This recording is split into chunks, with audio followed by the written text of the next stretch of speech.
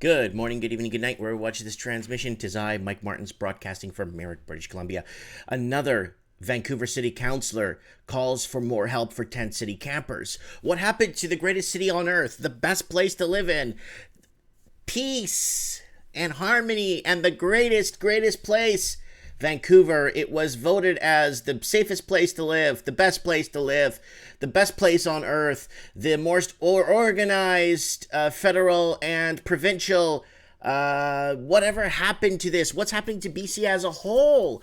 With Vancouver tent cities and Chilliwack tent cities and Maple Ridge tent cities, Vernon tent cities, Kelowna tent cities, the island, Vancouver Island tent cities. It's just going on and it's not ending. So Vancouver Councillor calls for more help for tent city campers. A tent city once again growing up in Oppenheimer Park, and the Vancouver councillor says not enough is being done to help the residents. Tents and other structures have been popping up in the downtown Eastside Park over the past few months, similar to one sprouted up in the summer of 2014 in the same location. 5 years ago, roughly 200 people were living in the park until Police City moved them, enforcing BC Supreme Court order to tear down the encampment. One man died in the previous tent city, but the death wasn't considered suspicious.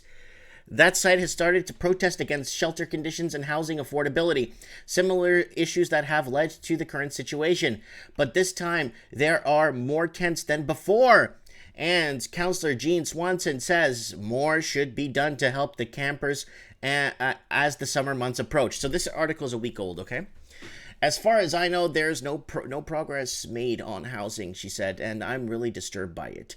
Swanson says she put forward a motion for the city to petition the province will build 600 more units of affordable housing in the city, but the provincial budget only allowed for 200. We desperately need to get more from the province, she said. The federal election is coming up and the feds haven't contributed much to housing. It would be nice to see if they contributed to housing too. Residents in this homeless camp say they'd rather be living somewhere else. Residents who identify themselves as Terry told CTV News Vancouver that he's been on the waiting list for about 3 years. I don't know, he said. The fact is that housing is so hard to get into. Terry said police and sometimes city workers force campers to move their tents every morning, tearing them down and throwing belongings out if they're not gone by a certain time. Terry's friend Jason, also a tent city resident, said increasing in numbers has a simple explanation. Where are these extras coming from? They're coming from the middle class, the working class, which are finding that they just can't cut it anymore. He said, yes, more and more people in the middle class are ending up on the streets. Vancouver's mayor said it's an issue popping up across the region. This is the problem all around the region, and a challenge for all municipalities is homelessness, and I mean that we know it's been growing over the last decade, and we're doing everything we can, said Kennedy Stewart. But it's been the last 3-4 years, 5 years, where the working class, actual working poor and working people are actually the ones that are being evicted out of their homes now. Rent evictions, right? Rich investor comes in, buys a property, renovates it, and leaves it empty. And that's been a problem, and it's happening all over the United States too. It's happening everywhere. Every English-speaking country is facing this problem. But Terry says all residents want is a chance for proper housing. I'd like the public to know that we are people. We have hearts, we have feelings, we cry, we feel, and we're not bad people. Give us a chance to rent your room. So what else is going on? Maple Ridge is homeless. So Maple Ridge is outside of Vancouver, about 30-40 minute drive. Feel abandoned by the city they call home. So there's a lot of people in Maple Ridge right now that are in this situation too. And a lot of them have been shipped there from Vancouver, and then Maple Ridge goes ahead and ships them back to Vancouver. It's a back and forth thing. Maple Ridge, BC, Joseph pushes his bicycle through the front door of the temporary shelter past the RCMP officers and into the morning sunshine. He darts back inside to retrieve a shopping cart filled with his only belongings. Not long ago, he had more to his name. He had a tent, he had a camping supplies, he had a community. He lost most of that last week of February when the city of Maple Ridge and local RCMP enforced the court injunction against Anita's Place, the long last standing tent city in the suburban community,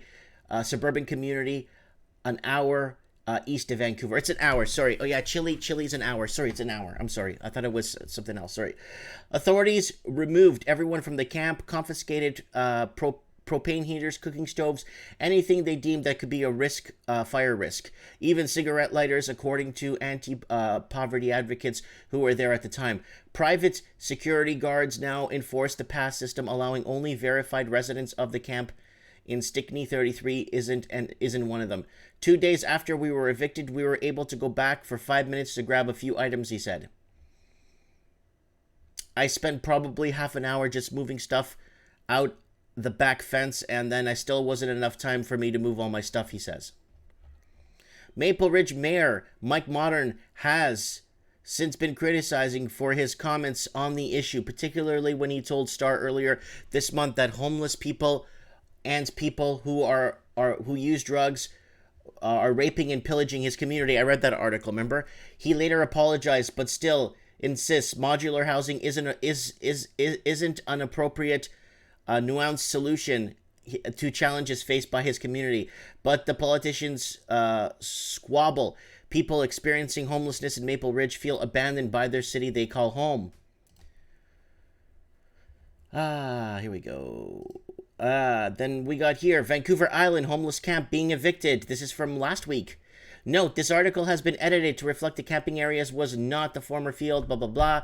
The tent city of the adjacent Hollyhock conservation area in Courtney is in the midst of effect. According to notice after earlier in the month, campers had until 3:30 p.m. Monday afternoon to vacate the premises. The recent opening of the junction of the supportive of the housing of Courtney helped place 46 people in need and the number of greater than facilities available. 46 people now living in the junction, but I believe the number of homeless hasn't gone down as much as we think, she says. There are about 20-30 people who have been living in the disencampment site. It's getting out of control, people, and it's happening everywhere in the Lower Mainland. I've read many more articles for you guys. Now, this is how it started. When the housing boom was kicking off,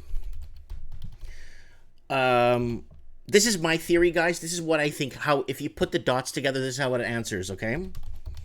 This is how you answer it, okay? So this is my theory. It starts like this.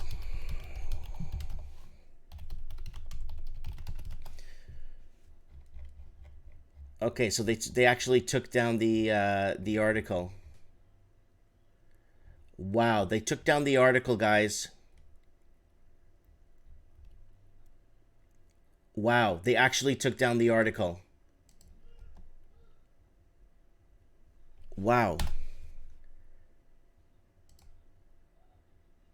Okay, here we go. I think it got moved to another news site. So it started like this. This is how it started. Canada wants more Chinese workers, students, and tourists as immigration minister. But the problem is, people will be watching this and thinking, but we have enough population in Canada. We don't have enough jobs for everybody. What do we need this for? No. Canada, Australia, New Zealand, and the UK have been working to compete with rich investors. Visas have been increasing from China to about 500,000 per year. Opening more offices could help Canada compete for Chinese workers and students. So this is what happened. Canada, okay, Australia, the UK, and New Zealand have been competing for rich tourism from China. And what happened is it's given a ripple effect. So the people could no longer afford to live in their own cities. Now, watch this, guys.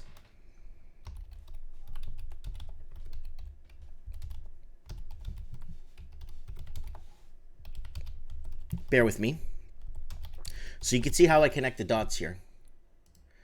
Then, with the people buying out the local Canadian proper, Aboriginals and whites leaving Metro Vancouver. And this is 9,345 whites and 460 Indigenous. This is from July 2016. So what's 2017 and 2018 and 2019 numbers? I would like to know how many tens of thousands, if not hundreds of thousands, of people leaving and stuff. But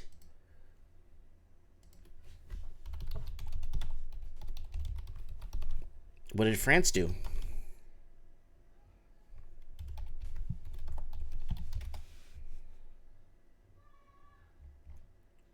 right here.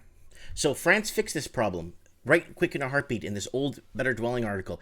Vacant homes, a global epidemic in Paris, is fighting it with the 60% tax. Runaway real estate speculation has been filing global cities with vacant homes, creating artificial shortages. That's why you got the homelessness.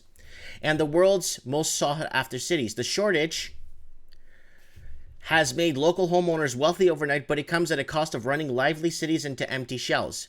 The city of Paris has decided it has had enough and implementation in the tax in 2015. They didn't quite get the results they wanted, so they're now tripling it to 60%. Paris has been trying to deal with vacant property owners for some time. Despite warnings, the city will have to take action. The number of vacant homes is growing. There's 107,000 vacant homes in Paris, representing 7.5% of all resident dwellings, according to the INSEE deputy Lamont. 40,000 of those vacant homes are even connected to electrical grid. Local developers have argued more construction is the solution, and that's what they've been feeding us for all these years. So where's Vancouver? Vancouver, 66,719 empty, and now it's about over 100 now. This is from 2015.